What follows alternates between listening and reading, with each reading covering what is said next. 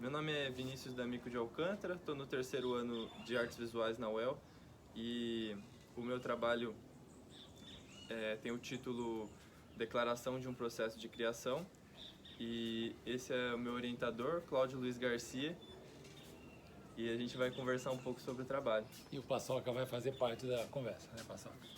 Então é isso. Então, qual foi o teu problema, né? Você resolveu fazer essa pesquisa a partir de qual problema?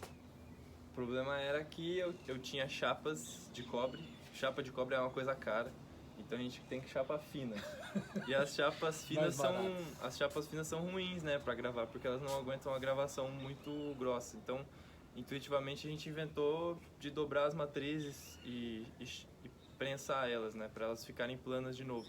Então, foi um processo de fazer matrizes dobradas, que esse termo a gente inventou também. Só que aí ele não conseguiu dobrar a ponto de ficar homogêneo. Aí criou relevos. Aí surgiu essa ideia de fazer matriz dobrada e a matriz dobrada teve mais importância que a impressão, certo? Sim, a matriz dobrada teve mais importância do que a impressão porque ela se mostrou de uma forma inédita, assim. Ela tinha uma espessura indefinida, ela tinha vários degraus e as bordas dela não eram bem definidas. Então ela tinha uma forma que interessou a gente de uma certa maneira, assim, como um objeto gravado mesmo, que a gente viu uma... Acho que é um objeto concreto. Então ele criou, na verdade, uma matriz com um objeto concreto. E por coincidência eu estava lendo um livro do Borges, um conto chamado O Jardim das Veredas que se bifurcam, do Jorge Luis Borges, né, um escritor argentino. E nesse conto ele elucida é um conto labiríntico que fala sobre um labirinto. E o meu entendimento de labirinto que eu estava desenvolvendo no momento que eu dei início a essa pesquisa, ele se relacionou muito com o processo de criação e o processo de dobra dessas matrizes. Então o meu entendimento de processo de criação foi se confundindo com o meu entendimento de um labirinto.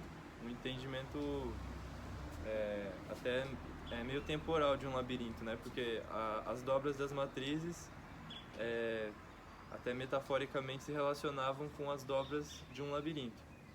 O teu processo de criação você associou ou você aproximou a um labirinto, não é isso? O meu processo ou seja, de criação... é um processo que você entra sem saber o que vai encontrar e não sabe se vai voltar. Seria isso? E depois como é que você voltou? Você entrou. E como é que você voltou?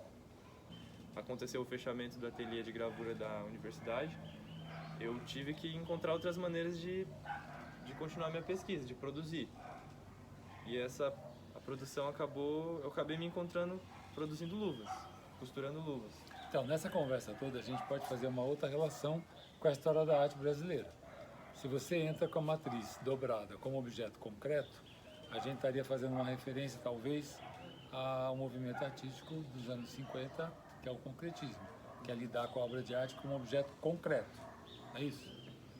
E depois do concretismo, você caminhou para o neoconcretismo, que seria a entrada da obra da Lígia Clark, fazendo o que você fez, que é costurar luvas. Sim, Como é que você começou e por quê? Tinha um interesse nas luvas da sala de gravura da UEL e eu pensei em produzir luvas para mim poder usar na gravura. Então foi uma vontade de ter luvas, assim. E eu tenho uma máquina de costura, então eu pensei em costurar essas luvas. Você ganhou, né? Eu ganhei da minha mãe. Mas você não tinha ela lá pagada? Não.